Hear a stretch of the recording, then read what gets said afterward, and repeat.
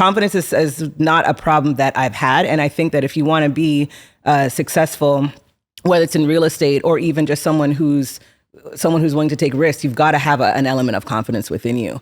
And that's got to be confidence or just belief in self. It's confidence that, you know what, even if something doesn't go right, I'm going to figure out a way to resolve it, or I'm going to learn a lot. So I'm okay with that. Join me, Priscilla Facey, and Sherard McQueen, two successful real estate developers with over 30 years of combined experience. Every episode will inspire, educate, and empower you on your quest to have a thriving lifestyle, which all begins with your mindset and your approach to life. Welcome to the Real Estate of Mind podcast. It's Priscilla Facey here and Sherard McQueen.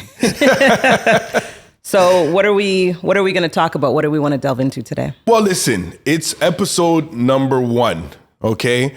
It's our first one. We got to first of all shout out to those who came before us, the biggest ever. Yes. Earn Your Leisure, Troy, Rashad, MG, the mortgage guy. Yes, we got him 500. We got 19 Keys. They came and visited us. Yep. And we've got, you know what? I have a very personal, strong affinity for the master investor. You know what I'm saying? Like that. I don't know. It is something happened. We just connected. That's my guy. You know, he worked through, like he was playing basketball. He injured himself and he came out like, you know, came Jordan. Out strong regardless. Yeah. The show must go on. And I mean, we were at both Toronto shows and it was really a pivotal moment for me. I mean, they shut the lights out on us. Everyone was networking in the lobby. So it just really speaks to the need and the thirst that really we cannot quench for financial literacy, for moving ahead, for making money, you know, here in Canada. Here in Canada. And that's what they wanted. The biggest ever came. They landed. Shout out to P+. He did like an amazing job keeping everything organized, keeping everything on point. And one of the conversations that we had when they were here was, listen, we need some Canadian content. Yes. Who is going to grab the torch and run with it? Of course, you know, we have David and Daniel, M2M, we got to shout them out. They have an amazing podcast. And they also wanted to look to us. They wanted some female content. How do you feel about the fact that they're looking? Like, I know for you, it's one of those touchy topics. But at the end of the day, we said that we're going to be 100% transparent on this podcast. And we're going to talk about the things that people, you know, sometimes are left unsaid. Yeah, it's a little bit of a double-edged sword for me. I mean, I never like to give attention to the fact that I'm a female. I'm doing real estate development. You know, I'm a big investor. And so I've decided to just lean into it. Okay. So now you're going to leave, because on the phone the other day, you were leaning out. So now you're telling me you're 2 weeks ago, I was like, you know what though? I'm recognizing that it means something to a lot of women. Yes. Representation really does matter. It's something that I think I wasn't sold on. Shout out again to P+, who told me that I should be screaming from the mountains about what I'm doing a few years ago when I started doing any type of social media presence at all. I just do what I do, and I just didn't want to give a lot of attention to it. But I see that it has meaning. I see that it has meaning for women. I see that it has meaning for people of color. And so I am happy and I'm leaning in. Okay, listen, you know what? That's a lot to unpack. And I'm not even sure where I want to go with that, because for me, at the same time, I'm a little bit concerned about all these different communities. And I don't know if that's bringing us together or tearing us apart. You know, it's like, okay, we have the women over here and we have this community over there. Like I'm actually even afraid right now on camera to say which communities. I'm not even going to shout out. You know what? But being there at those shows and feeling the energy, that was the community. And there was some diversity, you know, within the crowd. But I think that first and foremost, that community is people who just want to do better. They want to have financial stability. You know, they want to be empowered to make choices, and you need money to do all of those things. I think really what it comes down to though is it's not, and I think that's where I was leaning out, but I understand that someone seeing someone that they can resonate with a little bit more, and I guess women can resonate with me some more, maybe than other people, and that helps to motivate them. So for that, I'm very happy. So listen, you know me, I'm always going to be on the other side of these things. I'm a lot of different things, but I don't say anything. My community to me is anybody who's like-minded and wants to get the bag. So people are going to resonate with me for a lot of different reasons, but whatever their personal reason is, like I celebrate it. But I don't really scream from the mountaintops, okay, I'm this, or I'm a man, or I'm a minority. Like I get it, but I'm just quiet about it. And that it's a question that any interview I've ever done, it is the number one question. What's it like being a woman? And I'm like, in my head, I'm like, well, what's it like living on planet Earth? I've never lived anywhere else. You've always been a woman. I don't even know how to answer that. You've always been a woman. So it is your steady state. I don't give it attention and, just keep it moving and fair. Right. So, but now you're leaning in. And like, listen, this is not even one of the topics on our list today. It was not. I don't know why But it doesn't matter what the topic is. It doesn't matter, okay, what the topic is on the list. What matters is, how we feel and where we're taking this. So, yes, there's going to be women who resonate with you. Yes, EYL and Him 500 and everybody's like, okay, we need women representation. Mm-hmm. But I just think that we need representation of positive images, whatever they are. And then those are things that people can follow along because people resonate with me for different reasons. They might be like, oh, okay, I like him because the way he dresses. Oh, I wear glasses too. Yeah. You know what I'm saying? Is there a drive a community of glasses wearers? Like, oh, everybody wears, like, to me, it just becomes so divisive. And then when you break up all these things into different communities, there's just winds up being one. It's just you. It's just an individual. And to me, I'm all about the community throughout the diaspora. So I don't really personally get too far into it. Anybody out there who resonates with me for whatever reason, I don't care what it is. And if you want to make money, then that's what I'm on. No, for sure. And for me, I just want to show people that like everything you're thinking is impossible, it actually is possible. Exactly. What you need is execution, but more than anything, what do you need first? Mindset. You need a mindset. But the thing is, you're not just trying to show women. You're not just trying to empower women. You're trying to empower everybody. So to me, first of all, listen, my story in terms of, we're a small real estate development company. When I say small, we're not a $1 billion valuation yet. We're on our way. But the two people who work closest with me outside of my business partner, who we established this 25 years ago, they're both women. That's it, and so obviously I'm a strong believer, but at the end of the day, anybody who can get that job done, I don't discriminate on anything, but anyone who gets the job done, that's who I want in the chair. Like, let's just go out and make some money and get it done and stop worrying about all this stuff. Like, I thought about it and I was wondering about all this stuff that's happening on today. Like, oh, this person and people getting canceled. And there's a lot of stuff, like, I'm not even going to get into it because I'm not going to get canceled. This episode 1, they think they're going to cancel me, but it's not going to happen because I'm smart enough to know where the landmines are buried. But I said to myself, I think this is the art of diversion. It still works. The David Copperfield, the sleight of hand, where people say, look this way, and then they go that way.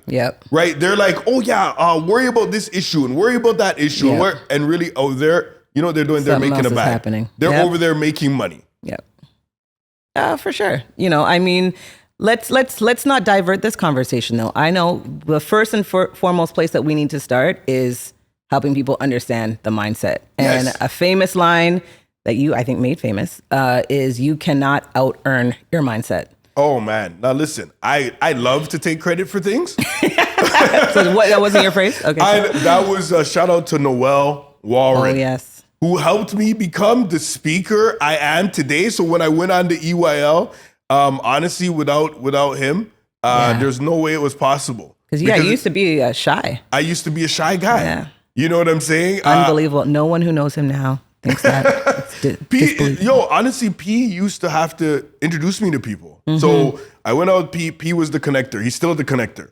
But I used to have to go out with P, and then people be like, oh, hey, this is Sherard, and he's so amazing, and he's so this. And then what actually happened, again, because it's all about transparency, and P and my relationship has grown, but we fell out of contact for a few years. We had a couple of issues, some personal issues. So we were out of contact for 4 or 5 years. But you know what? there's always a plan. So when we're out of contact, I didn't have that conduit anymore. You had to come out of your shell. I had to come out of my shell. I didn't have someone to introduce me. This is Sherard, as we say in Canada, big me up. You know, I didn't have big up. Yeah. I didn't have anyone to big me up and take me to that next level. So I was like, oh my God, okay, what am I doing? I'm going to introduce myself. And again, like you're saying, mindset. Yeah. My mindset, even though, I was doing really well, I was successful, I put myself together. But obviously, what was the mindset that was there where I was like afraid to introduce myself to people? I don't know what it even's called, but you never had that issue? I've not had that issue. No, I mean, for sure. I mean, for me, I think a lot of it comes down to confidence. And it's the confidence that you, I guess, project out really stems from the confidence that you've got inside yourself. And, I grew up with a mom who was very, very attractive, and she exuded confidence. And that's literally something that I ended up mirroring. Confidence. Yeah, she would look in the mirror and be like, oh God, I'm so beautiful. And you're so lucky that I'm your mom. And I was like, okay. And it wasn't called anything at the time, but yeah, it was definitely affirmations that I, ended up getting into me. And so confidence is not a problem that I've had. And I think that if you want to be successful, whether it's in real estate or even just someone who's willing to take risks, you've got to have an element of confidence within you. And that's got to be confidence or just belief in self. It's confidence that, you know what, even if something doesn't go right, I'm going to figure out a way to resolve it, or I'm going to learn a lot. So I'm okay with that. And I heard, this morning, Barbara Corcoran, queen of Manhattan real estate. Yeah, I saw her when I was down in New York. She was just filming on the street. Oh my God. I'm going to drop that footage right now. I love her. Yeah. But she's the queen. And she said, if you are afraid of risk, you have no business being in real estate at all. And I think that a lot of that goes for anything. And so if you're going to be someone who's going to shy away and, and not have a basic level of confidence that you can actually fix things or get yourself out of situations, then that line of work may not be for you. I don't know which one would be. But the thing is, so I'm still trying to figure out my problem. I'm still trying to delve into it because it's never a lack of confidence. Listen, up to about grade 4, I was the shy kid. My mom had me dressed in a cardigan with a bow tie, okay? And penny loafers that actually had a penny in them, okay? That's how I went to school. And then what happened again, through a series of unfortunate incidents, my mom and dad, they stepped away for a minute. So there's always triumph through tragedy, right? Yeah. But during that time, then I moved to California to live with my dad for like a year. And on that year, my dad, his modality of parenting, it's a lot different. Yeah. So it was like, hey, you're kind of on your own, make dinner for yourself. We had weeks in the kitchen. Weeks. Like my dad would blow the kitchen apart. He would make this big mess when he was cooking. My dad can't cook like quietly, right? He makes a big mess, and then it was my job to clean it up one week, and then the next week it was my sister's job. Okay. So during the week when it was my week to clean up the kitchen, I ate like a bird, right? Like I didn't want to eat anything because I didn't want to clean up. And then the next week when it was my sister's week, I was like, I was pulling out stuff out of the cabinets and everything. But the whole point is during that time, I had to tap into different parts of myself that I didn't tap in to with my mom because it was just my dad and it was a father figure, so it was a little different. But once I got to California, my confidence went boom. It blew up. What was that? Vitamin D? What? I don't know. What it was my dad was like, hey, you got to be a man. I'm going to work. I'll be home at 5. You're going to take yourself home. My mom was that person who was there waiting and and then my grandmother, we lived in a duplex. So my grandmother, like I was raised by women. Yeah. Right. So that's part of the level of respect I have. My grandmother's all around because my grandfather worked at Chevrolet and he was there he did 12-hour shifts and he did like the night shift. So he'd sleep during the day. He'd work all night. You wouldn't see him. He'd come give me a kiss and you'd be gone. Yep. But my grandmother was ever present. Yes. And then my other grandmother lived next door in the duplex. So she was present. So when my mom wasn't there, grandma was there. When that grandma was there, the next grandma was there. You guys own that duplex? That was like very well planned. You know what? We do own that duplex. We just sold it like 7-8 years ago. Okay. We grew up in that duplex and we'll get into it later. But speaking of rent, my grandmother didn't raise the rent for 20 years. Wow. But that's a whole other thing. It was 20 years because when we moved out, tenant took over.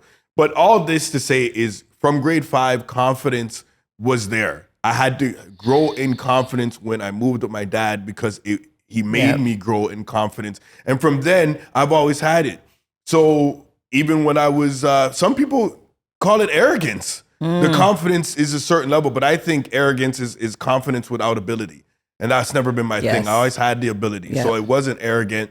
And I think just saying who you are to some people, again, with the mentality, if they're not where they need to be, then it looks like arrogance to them, but and really it's saying something about who they are. And that's their own insecurity, right? I mean, and we see it all the time, whether it's, people being judgmental or making offside comments. It just, that speaks to who they are, not who you are.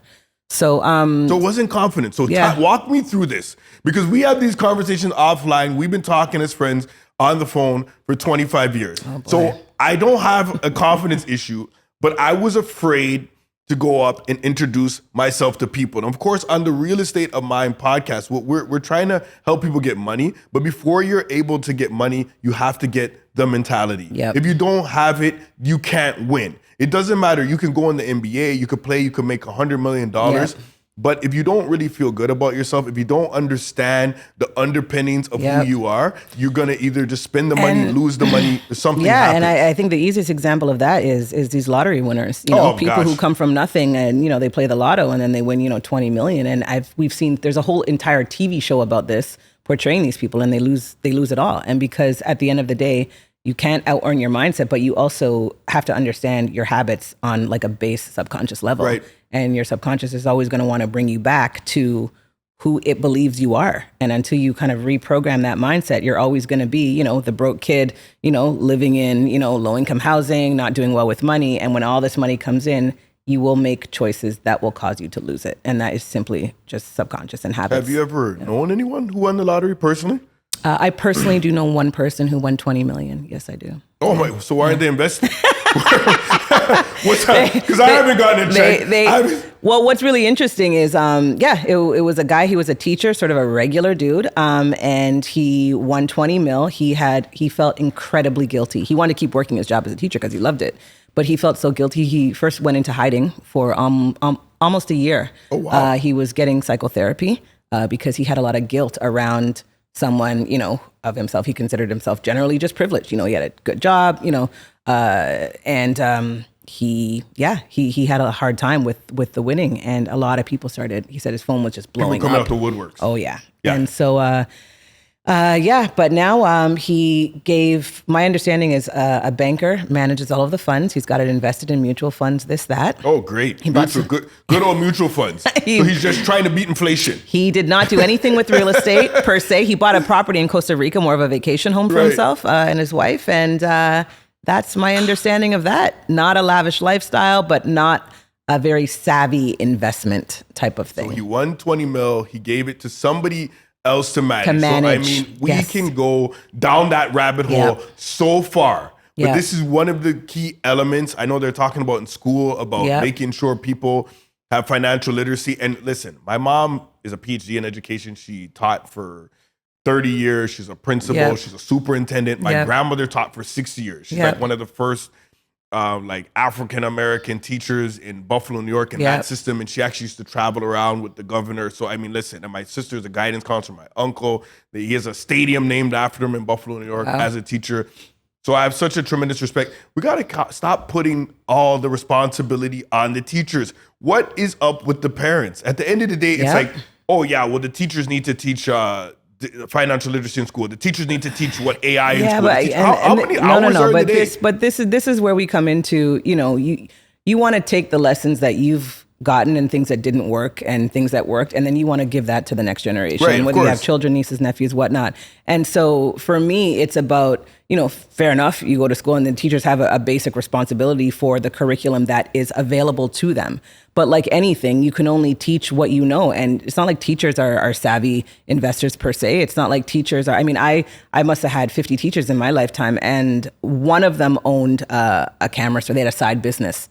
And they ran a camera store on the side. Oh, okay. So but they had a side business, and I remember when they sold the business, and then they took a lavish vacation, and then they were going to buy some other investments, and But I remember thinking like, oh, you guys are teachers, but you've got something else going on the side. And for the most part, even the teachers that teach business, they're not actually in business. They're not entrepreneurs. If they were in business and they're entrepreneurs, they wouldn't be teachers. They wouldn't be teachers. And that's where it comes down. There's absolutely a responsibility on parents, for sure. But again, even as parents, you can only teach teach what you know, right? And so that's where I think it's our duty to become educated on these things so that we can teach these things to our children. And shout out to Rashad, because he said that kids don't do what you say, they watch and do what you do. Oh yeah, and they so, mimic you. Know, That's so another mindset. They shadow or they mimic certain behaviors. And they're gonna take it in. And so, you look around, I mean, all of the individuals in my immediate family are entrepreneurs. And so,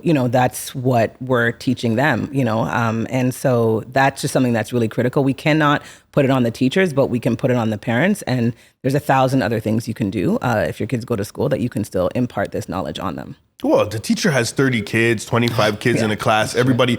So they're going to teach to the mean, right? Now, if they teach to someone up here, then everyone gets left behind. If they teach to the person down here, then everybody else gets left behind. So listen, they pretty much have an impossible job.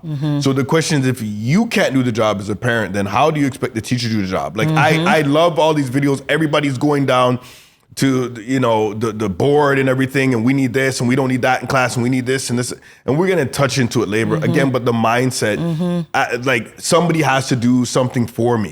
You have to get up and do it yourself if there's a possibility for it to be done. And if you're not doing it, how are you gonna put it on somebody else? 100%. And we have that capability. And this is where I go back to, if you have financial stability, you can make other choices. You can do other things with your kids. You can take some time off if your kids go to school and you're working. You could travel. You can do all these things, but we first have to start with, do you have the means to be able to afford to do these things? And the reality is that money is a resource that gives you choice in your life. And how many choices do we make from, a position of lack or fear of lack and scarcity, of not having enough? And these things all trickle down.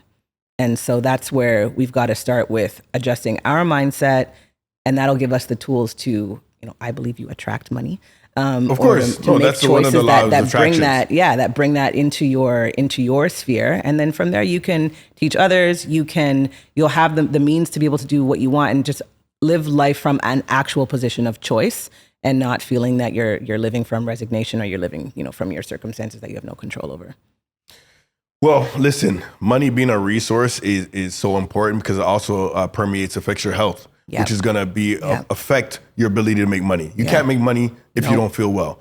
And that's mental health and that's physical health, okay? So when we're talking about the same thing with like the lottery winners, mentally they have to make sure they're in a position. So you go out and you play and you don't even understand what's going to happen if you win. Yeah. And if you win, are you ready to take those earnings? Are you ready to take what it comes with it? Your guy wasn't ready. I had an uncle who was a truck driver. He won $5 million in the 80s. Wow. So I don't know. That's might like be 20 million. Yeah, it felt like 20 million. 5 years later, he was broke. Wow. So I saw it up close. He was a truck driver. He was using someone else's truck to drive at first, and then one day he pulled up to my grandparents, again, entrepreneurs. They owned a restaurant and a bowling alley. So we were all, us Americans, we're always bowling, okay? That's something we do. Came to the bowling alley and he pulled up in a big truck, and he had bought this truck cash now or whatever because he won this $5 million. Mistake number one. And that was of course there was a mistake number one, because why not finance it, invest the difference, and use the money from the asset to pay for this? Because it was a depreciating asset, even though it was used to make money. This is something people don't understand. They think, I have cash, I'm going to buy things in cash. Like the amount of times I had to like almost argue with my dad about I thought that was your favorite guy, Dave Ramsey. Yeah. Shout out to Dave Ramsey. Listen, anytime you want to come sit on this couch, I would love to talk to Dave Ramsey. Anytime you want to come sit on this couch here. I listened. I do this. I listened and I felt physical pain in my body as he told someone to sell their investment property, which was cash flowing, because a borrower is a slave to the lender and they shouldn't owe money to the bank. So although the investment property was making money every month, like $700-800, they were like, sell it and pay off the mortgage. There was debt. So then you're almost debt free. What? And then what do you do? But here on this show, we believe in OPM, other people's money. Yes, so that whole proper use of debt, proper use, right? Not misuse, and that's one of the things that we have to But so your uncle bought the truck in cash, and this is again. He wasn't an uncle through blood, just by the way. just to make this. He was an uncle by relation. Yeah, because I didn't get anything. Married into the family. Yeah, he was married into the family. He got married in. He got married out. Okay, we excommunicated him. And she didn't get the benefit of any money because he lost the lottery. I didn't get anything. But what I'm saying is I actually saw it firsthand. Right. Again, it comes down to mentality. Yeah. He wasn't prepared. He wasn't ready for success. So people are like, oh, I want to be successful. Are you really ready? And we've talked about this before. I mean, when I started out as a real estate agent and I mismanaged a lot of money because you go from, most people go from job to real estate. And so you had a 9-to-5 where you got a paycheck. And then suddenly you're getting commission checks that are, $10, $20, $30, $40,000, but they come less frequently. And how do you manage that? And I think even when someone wins the lottery, I think that the Lottery Corporation has a duty to actually give some people some basic money management skills. But how is that going to work? Like at the end of the day, in the NBA now, I think they have this little program and you go through it and some other guys came in. I mean, I think they have to wheel them in or something because they've lost all their money. They're limping in. You got guys that I know in the NBA who made like 90 million out there playing in like Puerto Rico to try to support their 8 kids. And it's like, so they fly these guys in to wheel them in front of these young kids and they're like, okay, don't do this. And then they give them a financial planner or advisor. But you see a guy like Tim Duncan, he had a financial advisor. The guy ran off and took all his money. He's suing him. You saw, well, shout out to Steve Harvey because he's going to be at EYL. Yeah. We're going to be at EYL, Steve. So we're going to see who's funnier. But now it's challenges on. But no, what's going to happen there is Steve Harvey said that he had an accountant and the guy he was taking his checks and he didn't give them to the IRS. Yeah. And then he was just taking the money out of his account to match those IRS withdrawals. Like this guy went deep. That's direct fraud. And he didn't, but the guy did the fraud until he died. So Steve Harvey didn't know until the account died. So at the end of the day, to me, it's always your responsibility. Yeah. It's 2023. Yes. It's your responsibility. It's not the government. It's not the lottery corporation. There's no excuses. Like at the end of the day, if you end up with, sizable income, sizable assets, and it all dwindles away, you really have no one to look at but yourself. But you have to look, there's YouTube, there's so many things. You have to educate yourself. So what you were talking about the parents can't teach what they don't know, what that says to me is the parents have to know before they teach, meaning they have to go out and educate themselves. There's certain certainties in life. So you have to know, okay, basic accounting, basic finance. You go into the school system and telling them to learn so they can teach your kid. So what, your kid can come home and teach you? Yeah. And again, a lot of this comes down to mindset too. I mean, do you think that you have the ability to learn and teach something? Do you have the desire? Are you working 12-hour days so that by the time you see your kids at, maybe you see your kids at 6, 7 o'clock, you're too exhausted to bother with anything at all. Like it's just, so it's a very holistic thing. I've seen it in, circles of friends that I have where they're just too tired. We're not going to call any names, but you got some friends. You got some friends who had kids and now they're too tired to teach them. Why don't you tell us more about that? Motherhood is exhausting. They're exhausted. But yeah, you want to look at it's a holistic thing, and the people that I see who are very successful at it either have a lot of, I guess, equilibrium in a family work-life balance. Or that they've got means to be able to outsource a lot of the stuff that is required at home but doesn't need to be done by you. Like most of my friends have, house cleaners. Oh wow! You're in the upper tier. Most really? Of your friends have house cleaners. Yeah. I wonder how people feel about that. No, I think that if you're an entrepreneur, and I think if you're in a situation where probably 2 people in the house are working, and you've got your own business, I think that you should outsource everything. That's my personal opinion. I haven't done laundry since September, and I really don't care what anyone has to say about that. I did some laundry the other day, and it's overrated. I did laundry the other day. I walked in there, and again, to me, it's just a financial decision. Like you said, this is not about, like, I grew up, I told you I had weeks in the kitchen, so this is no. People look at me, and I don't like it. I'll be honest with you, I don't like it. And they're like, oh, you know how to fix stuff? Or you do work around the house? And I'm like, don't even come to me with that. But people see me cooking and I'm like, first of all, I grew up watching the Food Network and Emeril Lagasse and all these people. And who's your favorite on Food Network? Let's really talk about it. And honestly, Emeril Lagasse. So he was what? I watched Iron Chef. Yeah. So at the end of the day, like I understand where you're coming from, but these are people's mindset think, oh yeah, like these people, they're doing real estate development or they're not doing anything else. But yes, you have to outsource those jobs. But one job that I'm saying you can't outsource is teaching your kids, because then your kids are going to be a reflection of people who are teaching them. Yeah. So if the teacher at school is teaching them and maybe they're teaching them about finances the old way, oh, buy a house, keep it forever, pay it off, then that's what they're going to do. Yep. And now what? You're going to come home and unprogram them? So this whole notion that someone is giving so much to their job that they can't come home and give something to their kids. Yeah. I mean, is this upside down world we're living in? I mean, bedtime stories for me are, so my 6-year-old, he must have seen an ad on YouTube about insurance, and he has 1,000 questions about insurance, and he's a mathematician in his mind. So everything is, well, okay, so wait. So you pay them money and then they pay you money? And then we started breaking it down. And I got out the chalk and the chalkboard in the kitchen. And I was like, okay, we pay $400 a month for insurance. Yes. And then if something happens, they pay out like $100,000. But the insurance company is a step that most people miss. The insurance company is investing that money. They are buying big real estate assets. I got a couple of friends who manage the funds for pension companies, for insurance companies. And these guys, these companies and institutions are all buying real estate.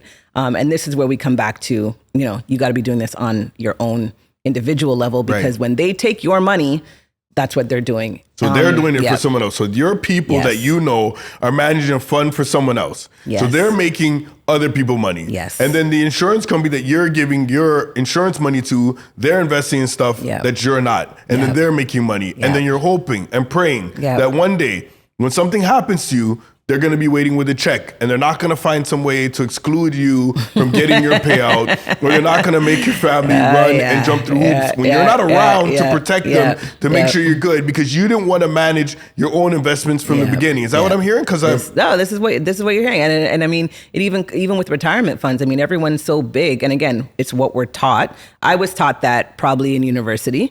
And then when I started working in government, the whole thing was like they glorify government jobs because you get this pension. Oh my. But when you actually start breaking it down, and I've seen people, the older folks that were in my office, and they, right before they retire, in the 6 months leading up, they have these retirement sessions.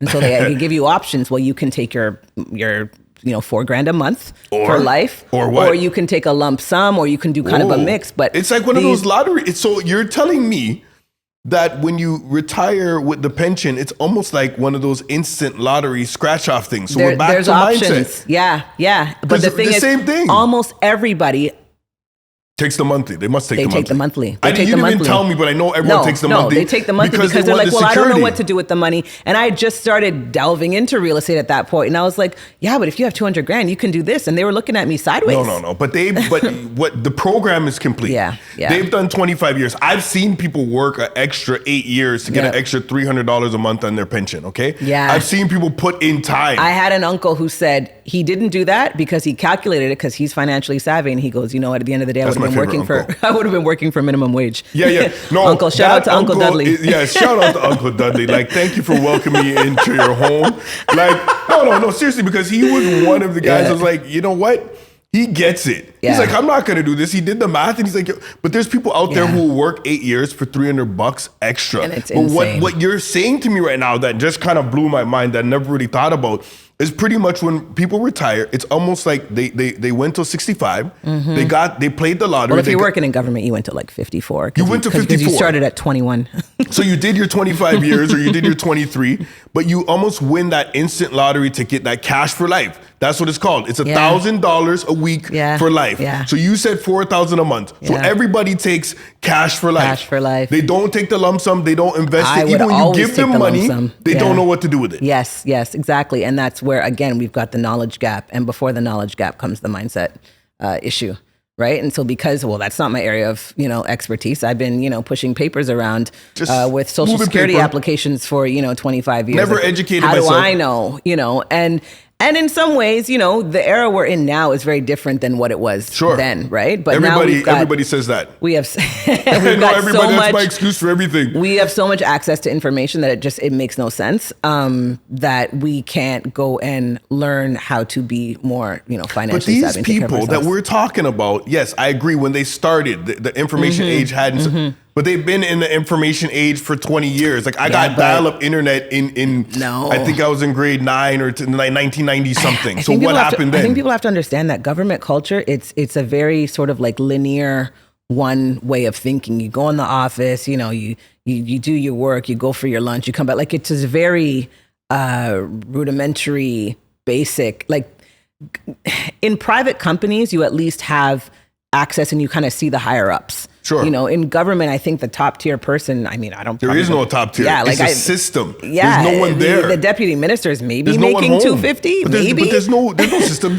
That guy's running around doing whatever. It's not like, okay, Tesla, we know, okay, this is Elon Musk, and we can kind of follow some of his mantras. Right, there's no one home because that guy might be in office today. You might have gone through 8 people in office during your tenure. Yeah. There's a lot of movement around, but regardless, though, it's not a place that you can go and then just sort of enrich yourself, and like you've got to kind of be on the outside to go and do that on your own. The question is, do you get into government and then develop a certain mindset, or do you have a certain mindset which puts you into government?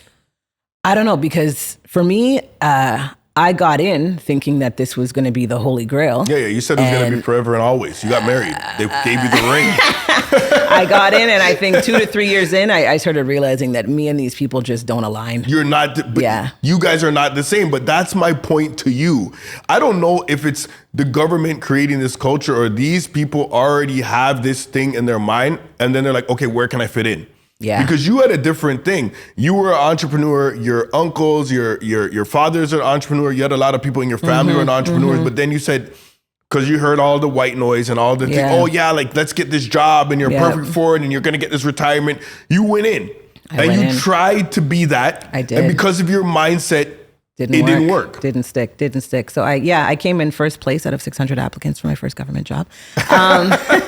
She's one of 600. Oh my God. But you get into it and then you're like, you know what? I don't belong here. Right. And then when I tried to leave, when I told people that I was leaving, they lost their minds. They tried to hold you. So the true story here, okay, what happened is I met Priscilla through doing a renovation. Your property flooded on McCall. Someone, Natalie, called us and said, hey, I got this friend, she needs a renovation. Yeah. Like I'm selling real estate, but I was flipping some properties on the side with your scene. So I said, okay, let me come and look at it. Yeah. I came and looked at it and then I was like, this property's old and dilapidated. Okay. I mean. But it was in a prime location. Well, real estate's all about location. So the location is like near OCAD. So it's like, okay, let's renovate this with the insurance money and let's sell it. And I don't know what you made. What did you pay? $66,000. $66,000 in what? 75? What year? No, that was had to be what? 2006? Five? So it was like 20 years ago. Yeah. And you took the 66. We got that. You got another property over somewhere else. And then you said, hey, man, this looks good. You know, how much commission did you make? And I was like, yeah, man, I made like $9,000. Yeah. And that was like so much money back then, like $9K. And it felt like he just showed up and like didn't really do much. And I had done so much work for this. It wasn't easy for me to make that $9K. But anyway, so we made the $9K.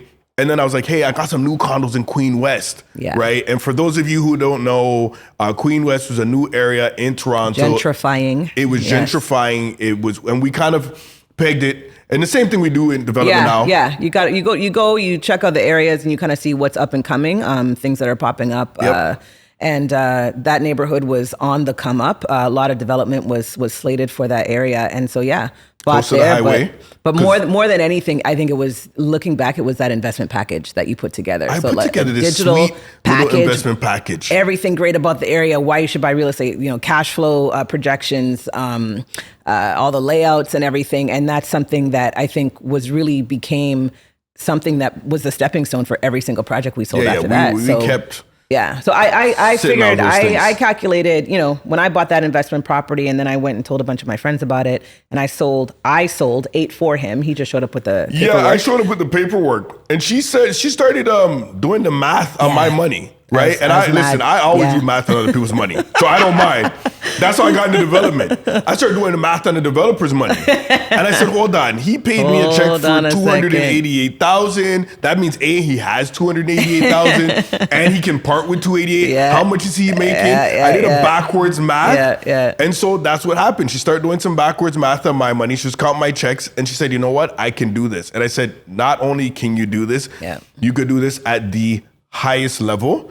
I opened up a brokerage. Priscilla joined the brokerage, and the rest is history. I kissed that government job goodbye. She got rid of that government job, and people, they were clawing at your legs, and they were like, "Don't go." They were telling you, because I remember for the first, I don't know if it was even for the first month or something, or it was just while you were still studying for your real estate course. But you were doing both. Like we were talking on the phone at the government job, and you were like on MLS. Yeah, I had my own office. Yeah, I would go and do showings on my lunch break. And I'm like, what's good here? Yeah, no. I definitely, and I had to give them a couple months notice so that we could kind of did it the right out. way. Yeah. So everybody know that she left the job the quote unquote right way. She didn't do it these new way. The loud quitting. I'm leaving. Like, what is that all about? There was no whistle blown there. There's nothing. So it was good. Yeah, it was good. And I think that anyone getting into real estate, because this is a very common question that I get, like, how do I start my career? And I'm like, you start with teaching people how to make money in real estate. Forget, I'm going to, stage and showcase your home. I'm going to help you buy, in the next hot neighborhood. Honestly, you're going to spend 10 times the amount of time, far less money. You can do, I just told somebody this last night on DM. I said, you can do investment real estate from your bed. You just need a laptop and you're going to make a package. You're going to go out to developers. You're going to, see what inventory they have left. And you're going to find the deals, and you could just do deal the day. You could do whatever. You could tie up properties, tie it up in your own name for a bit and sell it to somebody else. Like, there's just so many ways when you're looking at investment real estate that nothing else to me makes any sense. No, I was, I got my license, and I was an official doorman for my first 2 years. I was a glorified doorman. Hey, let me get this door for you. Yeah. Hey, no, not that door. The door leading to the basement. Let me open that and check. And then I was an official light turner on her. Because I had to make sure the lights are on these properties, right? And it's like, I said, hold on, I've opened more doors and turns on more light. I never even used to turn on lights in my own house. No, but you see that though. You see those agents who are like, later in life, I've been opening doors for 25 years. I don't want that agent. That's like being in a job. That's being in the same job. Maybe you start in the call center and never leaving. You're literally in the same job. Why is this something to brag about? My mentor, well, I wouldn't even call him a mentor, because really, I'm be honest with you, praise to him. I won't shout any names. The short little old guy. No, this is another guy. Okay. And he wasn't really mentoring me. It was really exploitation, because what happened was I was bringing him all these deals, and he was like writing me a check for like $500. And this was maybe 01, 02. Okay. And so my friends started getting to real estate, and they were wanting to buy, and he was getting checks for like $7-8 grand. He's like, you know what? I only can do this. And he just looked at me with these long eyes. I only can do this. Now I'm like, that's all you really can do? So you were doing the showings? I wasn't doing the showings. I was bringing them to people. I see. Right? So a referral fee to me should at least be like a point, like 1%. I should have been getting like $3-4 grand. I was getting like $500. Yeah. But again, through tragedy came triumph, because what happened now was I started counting his money, and I was like, hold on, 2.5% on 300 grand. Okay, hold on. Plus HST is 7. Okay, where's my? And he's giving me $300, and I'm like pulling the check out of his hand. He was the closer. Yeah, you brought the people, and he closed. I was bringing the people because they already knew who I was, and it was like getting this deal done. But I mean, just to come full circle on here, obviously, it was your mindset, okay? You went in, you got into real estate. I exposed you to something that you weren't exposed to yet. But I didn't get exposed to it in school either. I got exposed to it when a guy came and sold my parents' house, and he pulled up in a Toyota Sequoia, which I thought he pulled up in a spacecraft. I was like, this guy, and he was black. I'm like, this guy, he's gotta be a trillionaire, because it was a Sequoia. Wow. And I think at the time we were driving like a 82 Volvo, and I just thought this guy was the man. But unfortunately, like, he was still selling real estate as like when I last checked, or doing mortgages. Yeah. The guy who mentored me really never really did, but who put me on the path by not taking the correct action. You know what? He died selling real estate. He was like 56 57, he had a heart attack. Still selling real estate. So all you realtors out there, we say this to say this. Investment real estate is gonna give you back time and hours and put years on your life. It's gonna help people in your community, and it's gonna just free up your life in its entirety. So I like opening doors for a specified period of time, and then after that, you gotta switch. On a schedule. And I think more than that is make sure you are taking those commission checks and buying deals for yourself. Start your portfolio. If you're selling investment real estate, you got to walk the walk too. You have to. And I think that was where people saw what I was doing, because I bought the first property, and then I was like, hey guys, this is what I bought, and people were like, okay, she put her money there too. And I think that's something that's really critical. You want to build your own portfolio. You don't want to calculate your client's net worth, is up $1 million in 5 years, and you're just still sitting there with your commission checks, and that's it.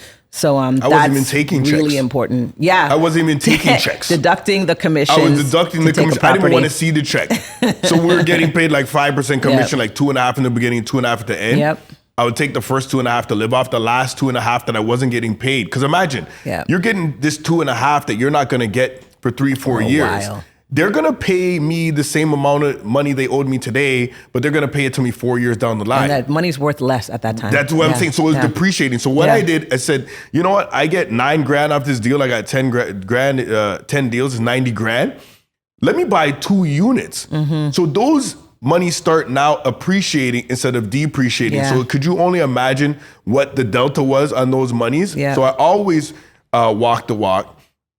And we talk the talk this whole 55 minutes. It was our first episode of Real Estate of Mind. Shout out to EYL, Assets Over Liabilities. I didn't get a hoodie, but it's all good. Honestly, listen, you guys want female representation, and Priscilla doesn't have a hoodie, and frankly, I only got one. You know what I'm saying?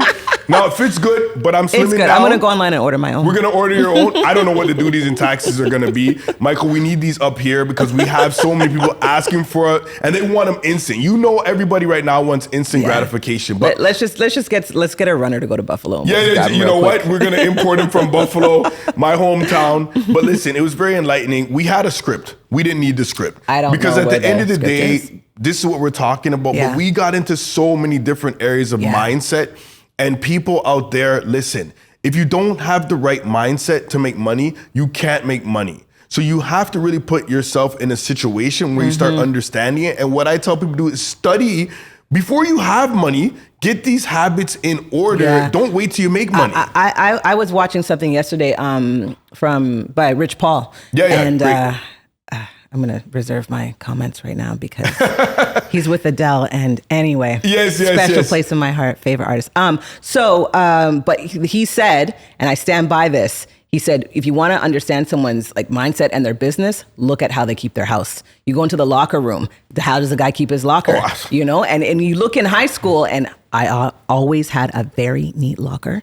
But even now, I'm crazy about, I'm crazy about neatness and tidiness and why I have a weekly cleaner and all these things, right? So that's the first place to start is I look at successful people and you look at their habits, and there's 1,000 books on this. Atomic Habits is one. Yeah, I read it. Yep. Oh gosh. There's podcasts about it, about mindset. One I listen to is called the Jim Fortin podcast, but he talks a lot about your habits and how to attract and make money, and all of that. So there's 1,000 places, to go to get more understanding about this, but it's something it's the foundation, it's the fundamental, and it's incredibly difficult to become successful when you don't have that base. When you don't have the mindset, or if you become successful, right after that is a great fall because you haven't prepared your mindset. So everyone out there, episode 1, Real Estate of Mind podcast. Shout out to all the people who came up from EYL and that whole contingent who said, hey, we need some more Canadian content, and we appreciate your love. We appreciate your support. And until next time, it's Priscilla Facey, Sherard McQueen, M5B Developments, Build Up, DevCo. Go get it.